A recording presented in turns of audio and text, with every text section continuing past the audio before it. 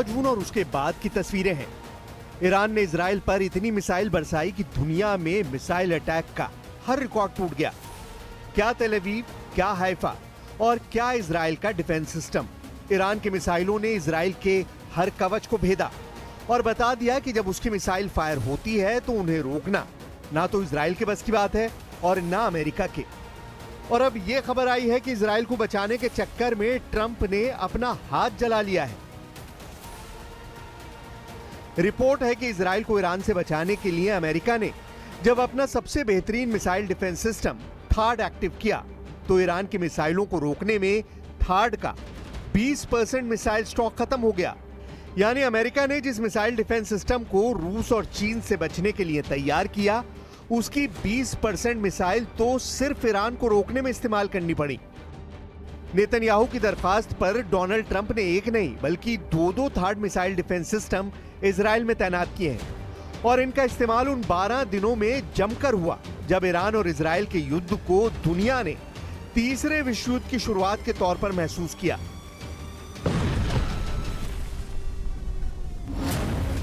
थाड यानी terminal high altitude area defence, ये missile interceptor यानी मिसाइल रोकने वाला डिफेंस सिस्टम अमेरिका की कंपनी लॉकहीड मार्टिन ने बनाया है।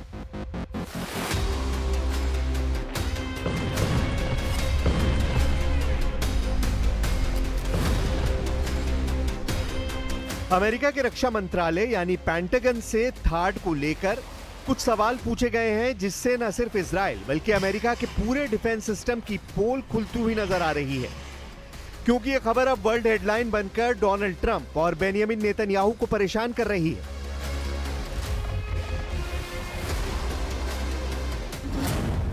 हर जगह छप रहा है कि ईरान की आधुनिक बैलिस्टिक मिसाइलों को रोकने में अमेरिका के थाड सिस्टम को बड़ा झटका लगा है।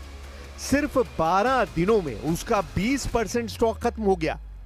अब अमेरिका को अपना स्टॉक भरने में 8 साल का वक्त लग सकता है। थाड के एक मिसाइल इंटरसेप्टर की कीमत 106 करोड़ रुपए बताई जाती है। 2024 में अमेरिकी सेना को सिर्फ 11 थाड इंटरसेप्टर मिले थे।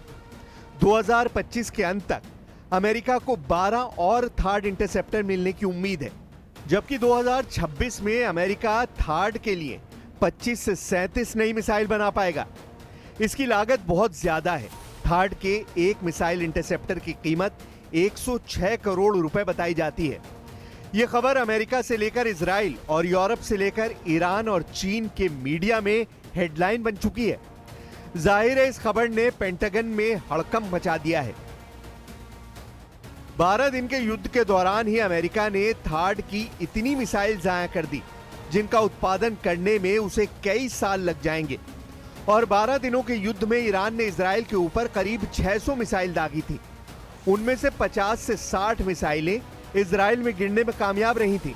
ईरान ने बार बार दावा किया है कि उसके हमलों को रोकने में इजराइल पूरी तरह फेल साबित हुआ है, और वो इसलिए भी क्योंकि तेल अवीव और हाइफा से आई तस्वीरों ने बता दिया कि ईरान ने जहां टारगेट सेट किया वहां पर उसकी मिसाइल गिरी।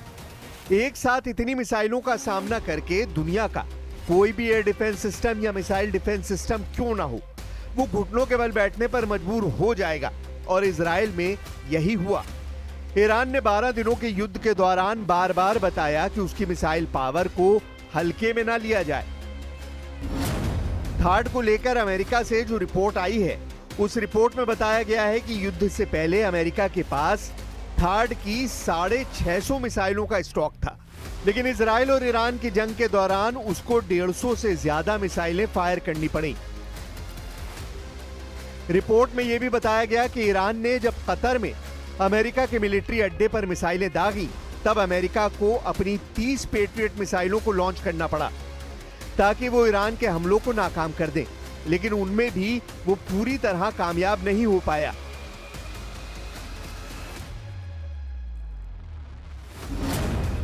रिपोर्ट के मुताबिक अमेरिका के थाड मिसाइल डिफेंस सिस्टम ने इजराइल के एरो 2 और एरो 3 इंटरसेप्टर के साथ ईरान की 574 मिसाइलों में से 201 मिसाइलों को तबाह किया।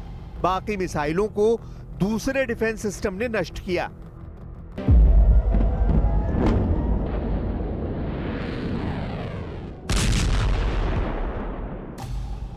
ईरान की मिसाइल पूरी तरह फेल नहीं हुई, इसकी गवाही तो तेल अवीव और हाइफा में हुई तबाही दे रही है। इसीलिए यह कहना कि थाड या एरो पूरी तरह कामयाब रहे, यह सरासर गलत है, क्योंकि तेल अवीव के बीचों बीच ईरान की मिसाइल गिरी है, जबकि ईरान का दावा है कि उसने इजराइल के सीक्रेट अड्डे नेवतीम एयरबेस को भी टारगेट बनाया है, जहां पहले से ही थाड मिसाइल डिफेंस सिस्टम तैनात है।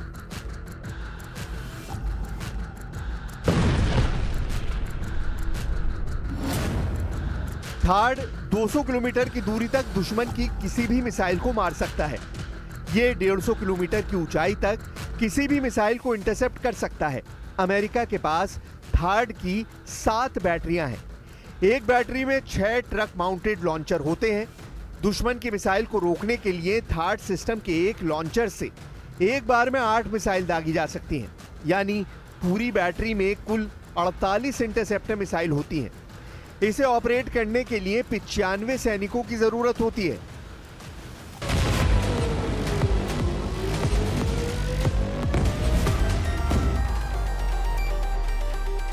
इजराइल में ऐसे 2-2 सिस्टम तैनात हैं, लेकिन क्या ये काफी साबित हुए? बिल्कुल नहीं। हाइफा और तेल अवीव में गिरती हुई मिसाइलों ने बताया कि ईरान एक बार में सैकड़ों मिसाइल फायर करने की ताकत रखता है, और उनको रोकना न इजराइल के बस की बात है और ना ही अमेरिका इसमें 100% कामयाब रहा। अमेरिका के थाड सिस्टम को इससे पहले दक्षिण कोरिया में तैनात किया जा चुका है, ताकि उत्तर कोरिया की मिसाइलों से उसे बचाया जा सके। इसके लिए इस सिस्टम के बारे में कुछ बातें जान लीजिए। अमेरिका के थाड मिसाइल सिस्टम को बैलिस्टिक मिसाइलों को मार गिराने के लिए 1987 में तैयार किया गया था। थाड का रडार आसपास की मिसाइल को उसकी लॉन्चिंग स्टेज में ही पकड़ लेता है और टारगेट को शुरुआत में ही खत्म कर देता है। युद्ध के हालात में इस सिस्टम को सिर्फ 5 मिनट में एक्टिव किया जा सकता है। अमेरिका के एक थाड मिसाइल डिफेंस की एक बैटरी यानी 6 लॉन्चर्स के साथ इस सिस्टम की कीमत करीब 25,000 करोड़ रुपए है। सऊदी अरब ने 2018 में अमेरिका से 44 थाड लॉन्चर और मिसाइल खरीदने के लिए एक समझौता किया था।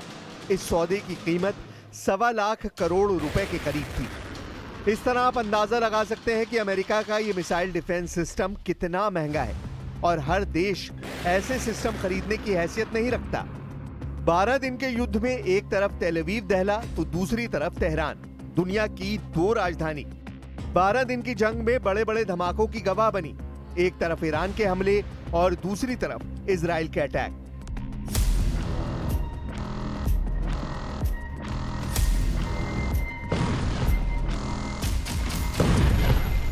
इजराइल में कहां धमाका होगा, कौन सी मिसाइल गिरने वाली है, इसे लेकर इजराइल का मिसाइल ट्रैकिंग रडार सिस्टम एक बड़े शून्य में चला गया, क्योंकि ईरान ने अपनी सबसे खतरनाक मिसाइलों से इजराइल को टारगेट किया।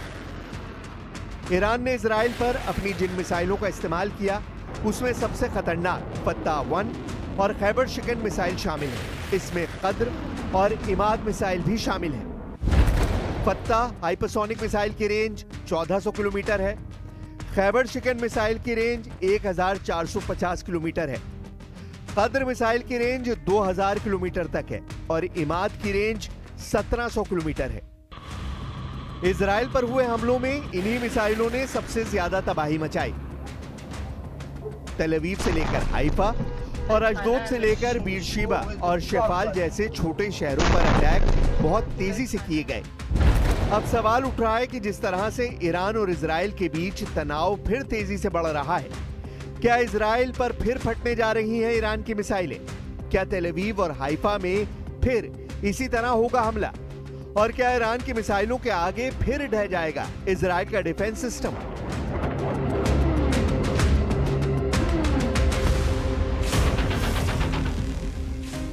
युद्ध के दौरान नेतन्याहू को अपनी एरो डिफेंस सिस्टम को लेकर भी बुरी खबर मिली थी। खबर ऐसी कि नेतन्याहू के पैरों तले जमीन खिसक गई। तब वॉल स्ट्रीट जर्नल ने खबर छापी कि इजराइल के एरो डिफेंस सिस्टम के लिए मिसाइल खत्म हो रही हैं। यह खबर ऐसी है कि नेतन्याहू अपना माथा पकड़ने को मजबूर हो गए। अमेरिका के अखबार ने लिखा कि ईरान के मिसाइल अटैक को रोकना अब इजराइल के लिए मुश्किल होगा। इस युद्ध ने साबित कर दिया कि अमेरिका और इजराइल के तमाम मिसाइल डिफेंस सिस्टम ईरान के सामने काफी कमजोर साबित हुए। नेतन्याहू के सामने बड़ा संकट है। अमेरिका की रिपोर्ट बता रही है कि नेतन्याहू और डोनाल्ड ट्रंप को फौरन बड़े कदम उठाने होंगे। खासतौर से एरो डिफेंस सिस्टम अब नेतन्याहू के लिए नाक का सवाल बन गया है। Arrow missile defence system Israel का अपना सिस्टम है। इसकी रेंज 2500 किलोमीटर है। यह अंतरिक्ष में जाकर भी दुश्मन की मिसाइल को रोक सकता है। यानी ईरान की कई मिसाइल अंतरिक्ष से वापस वायुमंडल या कहें कि इजराइल के आसमान में दाखिल भी नहीं हो पाती होंगी, क्योंकि एरो सिस्टम उन्हें पहले ही खत्म कर चुका होता है। इसी वजह से एरो को इजराइल का प्रीमियम मिसाइल डिफेंस सिस्टम कहा जाता है। ये ईरान की मिसाइल रोकने के लिए इजराइल का मल्टी लेयर डिफेंस सिस्टम का हिस्सा है। और जब तक नौबत डेविड स्लिंग या फिर आयरन डोम की आती है, उससे पहले ही एरो मिसाइल डिफेंस सिस्टम अपने टारगेट को अंतरिक्ष में खत्म कर चुका होता है। लेकिन एरो को लगातार इस्तेमाल करने से इजराइल की युद्ध वाली फैक्ट्री पर जबरदस्त दबाव पड़ा है, क्योंकि गोली से लेकर मिसाइल तक दुश्मन को खत्म करने वाले हर हथियार की एक कीमत होती है। एरो सिस्टम की एक मिसाइल की कीमत $30 लाख है, यानी करीब 26 करोड़ रुपए। और शुरुआती दिनों में ही इजराइल का एरो मिसाइल डिफेंस सिस्टम का बिल करीब 2600 करोड़ रुपए आ चुका था। इजराइल में हर लोकेशन को बचाना नेतन्याहू की जिम्मेदारी है, और वो जानते हैं कि ईरान जब हमला करता है तो उसके टारगेट पर इजराइल के बड़े से बड़ा मिलिट्री टारगेट होता है। इन हमलों के दौरान नेतन्याहू ने इजराइल के सबसे नाजुक ठिकानों पर मिसाइल गिरते हुए देखी है। फिलहाल जिस तरह से ईरान और इजराइल के बीच अब भी तनाव बरकरार है, किसी भी एक छोटी सी गलती से फिर से बड़े युद्ध की वजह बन सकती है। ईरान और इजराइल के युद्ध को लेकर हालात बहुत ज्यादा गंभीर बनते जा रहे हैं, क्योंकि दोनों पक्ष एक दूसरे को बार बार ललकार रहे हैं। एक दूसरे को तबाह करने की गारंटी दोनों तरफ से दी जा रही है। लेकिन 12 दिन के युद्ध का बड़ा सच ये है कि इजराइल को ईरान से लड़ने के लिए अमेरिका की मदद जरूर चाहिए, और उसके बिना वो ईरान का कुछ नहीं बिगाड़ पाएगा। इस बात का एहसास नेतन्याहू को हो चुका है। लेकिन सवाल है कि अगर आगे युद्ध का खतरा बढ़ता है तो डोनाल्ड ट्रंप इजराइल को बचाने के लिए किस हद तक जाएंगे, क्योंकि सिर्फ 12 दिन की जंग में ही उनका 20% मिसाइल गोदाम खत्म हो गया है। जबकि ईरान ने कहा है कि वो कई सालों तक ऐसे ही रोज इजराइल पर हमले कर सकता है।